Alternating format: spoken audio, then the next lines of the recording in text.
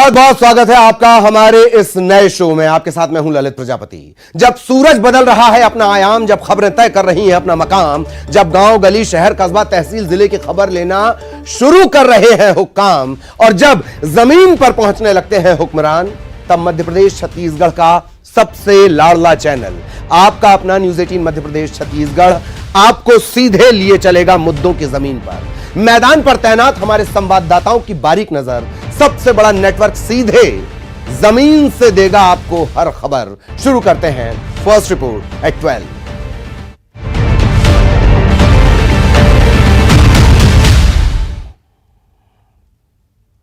CM Shivraj Singh आज भोपाल में युवाओं से संवाद करेंगे। प्रदेश के अलग अलग जिलों से ये युवा चिन्हित किए गए हैं।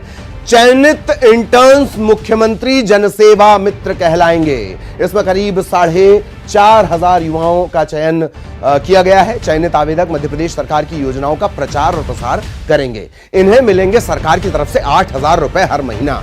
जिला स्तर पर लिखित परीक्षा और इंटरव्यू के बाद होगा चयन। तो 8,000 पाना नहीं है बहुत आसान, देना होगा इम्तिहान। और शैलेंद्र भदौरिया से समझ लीजिए पूरा प्रोग्राम।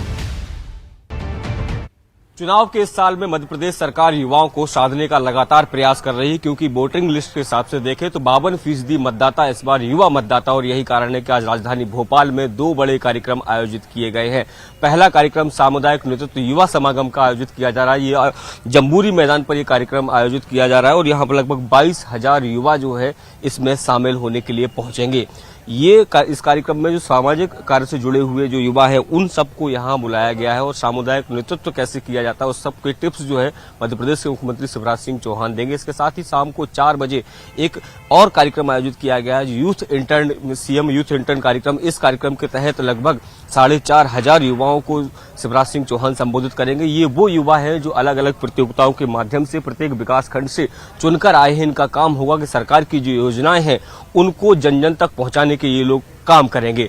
ऐसे युवाओं को आज मध्य प्रदेश के मुख्यमंत्री शिवराज सिंह चौहान वो टिप्स देंगे, सरकार की योजनाएं बताएंगे।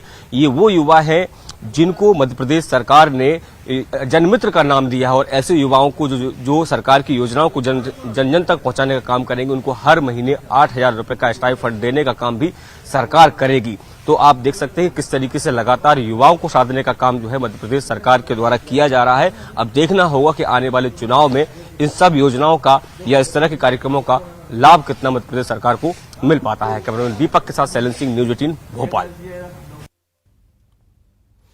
रेल मंत्रालय बिलासपुर रेलवे स्टेशन का पुनर्विकास कर एयरपोर्ट की तर्ज पर इसे बनाने की तैयारी कर रहा है। बजट में बिलासपुर, रायपुर और दुर्ग को वर्ल्ड क्लास स्टेशन बनाने की योजना है। अमृत भारत स्टेशन योजना के तहत दक्षिण पूर्व मध्य रेलवे के 48 स्टेशन इसमें शामिल किए गए हैं। तो बदलती हुई न्यायधानी भागती हुई रेल, विनोद कुशवाहा से समझिए सारी खबर का खेल। केंद्रीय बजट में इस बार साउथ ईस्टर्न रेलवे को काफी बड़ी सौगात मिली है।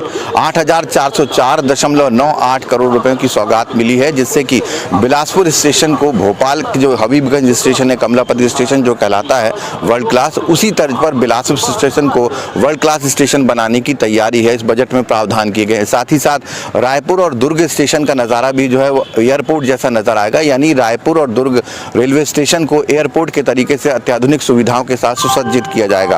और साथ ही साथ भारत अमृत योजना के तहत साउथ ईस्टर्न रेलवे के अंतर्गत जो 48 स्टेशन आते हैं उनके भी कार्य विस्तारीकरण की योजना बनाई गई है। यानी यहाँ पर यात्री सुविधाओं से लेकर तमाम जो अत्याधुनिक सुविधाएं होती हैं जिससे यात्रियों को लाभ मिल सके, उन तमाम चीज़ों को भी ध्यान दिया जाएगा। एस्केलेटर से लेकर के फूड रेस्टोरेंट और यात्री सुविधाओं के लिहाज से जो विश्राम गृह होते हैं उन्हें भी विकसित करने की योजना है। अगर इस पूरे मामले पर माना जाए तो चूंकि साउथ ईस्टर्न रेलवे जो है देश को सबसे ज़्यादा राजस्व की प्राप्ति इसी स्टेशन साउथ ईस्टर्न रेलवे से होती है, और उस राजस्व की प्राप्ति के चलते ही बजट में इस बार कई बड़े प्रावधान किए गए हैं। और उसमें सबसे बड़ा प्रावधान जो वो किया गया है कि बिलासपुर स्टेशन जो है वर्ल्ड क्लास स्टेशन की तर्ज पर विकसित होगा। रायपुर और दुर्ग स्टेशन को एयरपोर्ट की तरह बनाया जाएगा और यात्री सुविधाओं में विस्तार किया जाएगा। पिछले 2-3 सालों में अगर देखा जाए तो रेल सुविधाओं के विस्तारीकरण से लेकर के रेल की स्पीड बढ़ाने में रेलवे लगातार काम कर रहा है। दोहरीकरण से लेकर के तीसरीकरण जो लाइन है उन्हें जोड़ने का काम लगातार रेलवे के द्वारा किया जा रहा है।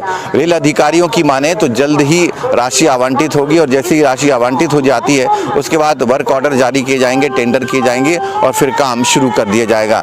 यानी आने वाले दिनों में बहुत जल्द जो है बिलासपुर का जो स्टेशन है वो वर्ल्ड क्लास स्टेशन की तरह नजर आएगा और रायपुर और दुर्ग का जो स्टेशन है वो एयरपोर्ट की तरह नजर आएगा। विनोद कुशवाहा, न्यूज़ 18 बिलासपुर। आदिवासी बाहुल्य शहडोल लिए चलेंगे। शहडोल में अंधविश्वास इस कदर लोगों पर हावी है कि जान पर भारी पड़ रही है। तस्वीरें देख रहे हैं आप, लेकिन फिर भी लोग इससे सबक नहीं ले रहे। 2 दिन पहले की बात है, 48 घंटे पहले की बात है। 3 महीने की बच्ची सांस लेने में समस्या, अंधविश्वास के चलते 51 बार लोहे के गर्म रॉड से दागा गया, मौत हो गई। 2 दिन बाद फिर वैसा ही मामला सामने आया है। शहडोल पर दाग की एक और कहानी सौरभ पांडे की जुबानी। बाहुल्य जिले शहडोल में दगना कुप्रथा लगातार जारी है। एक बच्ची की मौत के बाद फिर दूसरा मामला आया है सामने, जहां पर एक मासूम बच्ची को फिर 24 बार गर्म सलाखों से दागा गया है। उस बच्ची की स्थिति भी नाजुक बनी हुई है। वहीं दूसरी ओर जिस बच्ची को 51 बार दागा गया था, जिसकी मौत हुई थी, उस बच्ची के शव को देर रात पोस्टमार्टम के लिए निकाला गया है। दरअसल इस पूरे मामले में प्रशासन और विशेषज्ञों का जो चिकित्सा विशेषज्ञ हैं उनके अलग अलग बयान सामने आ रहे थे। कलेक्टर का कहना था कि जहां उस बच्ची की मौत निमोनिया से हुई है, वहीं मेडिकल कॉलेज के डॉक्टर्स का कहना था कि यह कहीं ना कहीं गर्म सलाखों से जो दागा गया है उसके कारण बच्ची की मौत हुई है। बहरहाल शहडोल जिले में जो पूरा मामला है वो दगना कुप्रथा का लगातार जारी है। सिर्फ शहडोल जिले की अगर हम बात करें तो लगभग 2000 से ज़्यादा बच्चे हैं जो दगना कुप्रथा का शिकार हो चुके हैं। वहीं आंकड़ों की बात करें तो लगभग 4 से 5 साल के भीतर 20 बच्चों की मौत सिर्फ दगना के कारण हुई है। प्रशासन लगातार इस ओर अभियान भी चला रहा है, जागरूकता कार्यक्रम भी चला रहा है। इसके बावजूद भी दगना कुप्रथा शहडोल संभाग से समाप्त होने का नाम नहीं ले रहा है। इस पूरे मामले में जिला प्रशासन ने धारा 144 लगाने की चाहे कार्रवाई की हो, या जो परिजन हो या दगना लगाने वाले लोग हों, उनके खिलाफ भी अपराध पंजीबद्ध करने की कार्रवाई शुरू की थी। एक दौर था जब यह सारा मामला कुछ हद तक कंट्रोल में था, लेकिन पिछले कुछ महीनों से आदिवासी बाहुल्य जिला शहडोल, उमरिया, अनूपपुर में दगना कुप्रथा फिर से जारी है। सौरभ पांडे, न्यूज़ 18 शहडोल। और अब आपको लिए चलेंगे ग्वालियर। ग्वालियर में डोडा चूरा तस्करी मामले में रतलाम के बीजेपी नेता को पुलिस ने गिरफ्तार कर लिया है। रतलाम के ढोंढर से बीजेपी के नेता विवेक पोरवाल, नागालैंड से डोडा चूरा तस्करी कराने के आरोप में इन्हें गिरफ्तार किया गया है। राजनीति और नशे का कोड सुशील कौशिक कर रहे डिकोड। रतलाम जिले के एक भाजपा नेता को डोडा चूरी तस्करी के मामले में गिरफ्तार किया है। ग्वालियर की घाटी गांव पुलिस ने रतलाम जिले के डोडर से स्थानीय भाजपा नेता विवेक पोरवाल को गिरफ्तार किया है। दरअसल विवेक पोरवाल के खिलाफ घाटी गांव थाने में एनडीपीएस एक्ट के तहत केस रजिस्टर्ड है। लंबे समय से पुलिस उसकी तलाश कर रही थी। कल जैसे ही विवेक पोरवाल डोडर में अपनी दुकान के बाहर नजर आया तो वहां पहले से मौजूद घाटी गांव पुलिस के सिपाहियों ने उसे दबोचा और कार में लेकर ग्वालियर रवाना हो गए। इस घटना के बाद रतलाम में उनके अपहरण की खबर फैल गई थी, लेकिन ग्वालियर पुलिस से समन्वय बैठने के बाद ये साफ हो पाया कि पुलिस उन्हें गिरफ्तार करके ले आई है। घाटी गांव पुलिस ने बताया कि सितंबर 2022 में ग्वालियर में डोडा चूरा से भरा ट्रक पकड़ा गया था। उस दौरान उस ट्रक में करीब 2000 किलो डोडा चूरा था। ट्रक ड्राइवर और एक अन्य व्यक्ति से पूछताछ हुई तो उन्होंने बताया कि उनके ट्रक मालिक आगरा निवासी व्यक्ति ने उन्हें इस डोडा चूरा को लाने की जिम्मेदारी दी थी। इसे लेने के लिए वो प्लेन से पश्चिम बंगाल होते हुए आसाम पहुंचे थे और उसके बाद ये ट्रक लेकर इंदौर जा रहे हैं। वहां एक व्यक्ति को ये ट्रक सौंपेंगे। पूछताछ के बाद जब ट्रक मालिक के पास पुलिस पहुंची तो ट्रक मालिक ने बताया कि रतलाम जिले के विवेक पोरवाल ने उन्हें ये काम करने के लिए सौदा किया था और बाकायदा उसके लिए जो ट्रांजैक्शन और उस समय पैसा दिया गया था, उन्हीं सबूतों के आधार पर पुलिस ने विवेक पोरवाल को आरोपी बनाया था और लंबे समय से उसकी तलाश की जा रही थी। कल उसकी गिरफ्तारी हो गई है। बताया जा रहा है कि विवेक पोरवाल वहां रतलाम में सांस्कृतिक प्रकोष्ठ का जिला संयोजक है और उसके खिलाफ रतलाम में भी 3 मामले दर्ज है। अब ग्वालियर पुलिस विवेक पोरवाल के खातों और मोबाइल डिटेल के आधार पर ये जांच कर रही है कि आखिरकार तस्करी के इस नेक्सस में और कौन लोग शामिल है। सुशील कौशिक, न्यूज़ 18 ग्वालियर। छत्तीसगढ़ में छात्रों की मुश्किलें बढ़ने वाली हैं। शिक्षकों ने 6 फरवरी से आंदोलन का फैसला लिया है। प्रदेश भर के स्कूलों में पढ़ाई प्रभावित होगी। नर्स, आंगनबाड़ी कार्यकर्ता, सफाई कर्मचारी और उसके बाद सहायक शिक्षक क्यों कर रहे हैं आंदोलन, बता रहे हैं रायपुर से युगल तिवारी। सहायक शिक्षक 6 फरवरी से आंदोलन पर जा रहे हैं। परीक्षा का वक्त है और ऐसे में शिक्षक जब आंदोलन पर जाएंगे तो स्वाभाविक है कि पढ़ाई बाधित होगी। परीक्षा सर पर है और ऐसे में आंदोलन का ऐलान करना बच्चों के लिए मुसीबतें हैं वो बढ़ा सकती है। तमाम जो शासकीय स्कूल हैं उनके शिक्षक लगातार वेतन विसंगति की मांग दूर करने की मांग कर रहे हैं, लेकिन हर बार आंदोलन करते हैं और उनकी बातों को अनसुना कर दिया जाता है। इस मसले को लेकर के शिक्षा विभाग पूरी तरह से जो लापरवाह है वो नजर आ रहा है। इससे पहले भी कई दौर की बातचीत हो चुकी है, लेकिन अभी तक कोई नतीजा नहीं निकला है। यही वजह है कि 6 तारीख से प्रदेश भर के शिक्षक आंदोलन पर रहेंगे। शिक्षकी कार्य पूरी तरह से फिर ठप हो जाएगा। परीक्षा है, सर पर परीक्षा है और ऐसे में बच्चों का जो परीक्षा परिणाम है वो अच्छा कैसे आएगा, बेहतर कैसे आएगा। अभिभावकों को इसकी चिंता है, मगर शिक्षा विभाग इन चिंता को देखते हुए भी आंख मूंदे हुआ है। कुल मिलाकर ये कहा जा सकता है शिक्षक आंदोलन पर जाएंगे और छात्र छात्राओं की परेशानी है वो बढ़ जाएगी। कैमरा पर्सन रोहित श्रीवास्तव के साथ युगल तिवारी, न्यूज 18 रायपुर, छत्तीसगढ़। इधर संस्कारधानी जबलपुर में 26 फरवरी को विशाल आदिवासी आंदोलन होने जा रहा है। तो आदिवासियों के नाम पर सियासत लगी है काम पर, जारी है जुबानी वार और प्रतीक अवस्थी समझा रहे हैं कि क्या है मामला आखिरकार।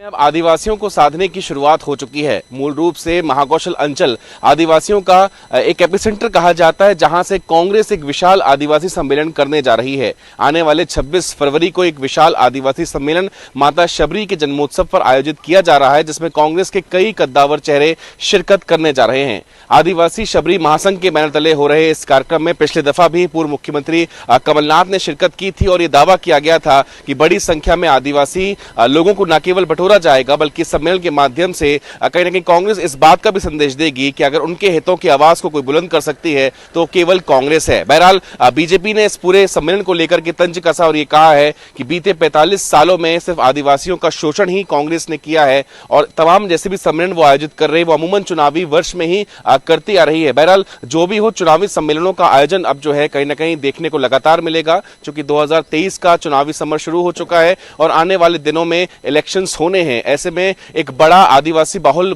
जो बैंक है वो कहीं ना कहीं महाकौशल अंचल से आता है और 2018 के इलेक्शंस में हमने देखा था कि यही आदिवासी वोट बैंक फिसलकर कांग्रेस के खाते में गया था, जिससे सूबे में सत्ता भी गंवानी पड़ी थी बीजेपी को। लेकिन इस बार बीजेपी कोई गलती नहीं करना चाहेगी। जो भी हो, कांग्रेस ने भी हाथ पैर मारना शुरू कर दिया और 26 फरवरी को इस विशाल आदिवासी सम्मेलन में पूर्व मुख्यमंत्री दिग्विजय सिंह शामिल होंगे और देखना होगा कि कितनी बड़ी संख्या में जो भीड़ है वो कांग्रेस जुटा पाती है।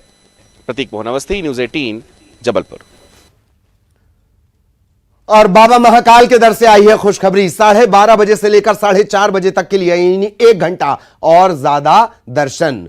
तो बाबा महाकाल के दर से आई है खुशखबरी। बाबा के दर्शन के लिए बढ़ गई दोपहरी। अजय पटवा के साथ महाकाल की बात। कालेश्वर मंदिर में आने वाले देश विदेश से श्रद्धालु जो आते हैं आमतौर पर भगवान महाकाल के दर्शन करने और बड़ी आस्था रहती है, क्योंकि भगवान महाकाल का शिवलिंग स्पष्ट कर उनके छूकर उनका दर्शन लेकर कर आशीर्वाद प्राप्त करें। बड़ी आस्था के साथ श्रद्धालु यहाँ पहुँचते हैं और जो है श्रद्धालुओं को जब यहाँ आकर पता चलता है कि आज गर्भगृह में प्रवेश बंद है, तो उसके लिए प्रशासन ने जो है नई व्यवस्था की है, जिसमें मंगलवार, बुधवार, गुरुवार, शुक्रवार ये 4 दिन जो है 1 बजे से 4 बजे तक के लिए दर्शन व्यवस्था चालू रहती थी। उसमें 1 घंटे की और बढ़ोतरी की गई है। आम श्रद्धालुओं को यह सुविधा जो है मंदिर के नए कलेक्टर जो कुमार पुरुषोत्तम उज्जैन आए हैं, उन्होंने जो है मंदिर समिति की बैठक ली। बैठक में यह निर्णय लिया गया है कि आम श्रद्धालुओं को सुविधा देते हुए उसमें 1 घंटे की और बढ़ोतरी कर दी जाए। साथ ही कलेक्टर ने यह भी कहा है कि आम दिनों में यदि भीड़ का दबाव कम होता है तो श्रद्धालुओं को गर्भगृह में जाने की जो है विचार कर सकते हैं मंदिर प्रशासक। तो उसको लेकर जो है मंदिर समिति ने फैसला लिया है और श्रद्धालुओं के लिए बहुत अच्छी बात है। और जो श्रद्धालु है उनमें भी जो है बड़ी आस्था है, क्योंकि भगवान महाकाल के दर्शन करने आ रहे हैं, दूर दरार से आते हैं, तो वो भी ये चाहते हैं कि भगवान महाकाल के दर्शन को जो है उनका शिवलिंग छूकर उनका आशीर्वाद लेकर जो है दर्शन कर सकते हैं। बाकी जो श्रद्धालुओं के लिए जो शनिवार और रविवार और सोमवार का दिन होता है, इसमें अधिक भीड़ होने के कारण जो है गर्भगृह में प्रवेश बंद रहता है। तो अब जो है जो मंगलवार से यह सुविधा वापस से जो है श्रद्धालुओं के लिए शुरू कर दी जाएगी, और जो शनिवार रविवार और सोमवार छोड़कर बाकी आम दिनों में श्रद्धालु गर्भगृह में जाकर दर्शन कर सकेंगे। अजय पटवा, न्यूज 18 मध्य प्रदेश। तो अब रोजाना इसी तरह होगी मुलाकात, मैदान से होगी, आपसे जुड़े मुद्दों पर सीधे बात। इसी के साथ इस प्रस्तुति में इतना ही। नमस्कार।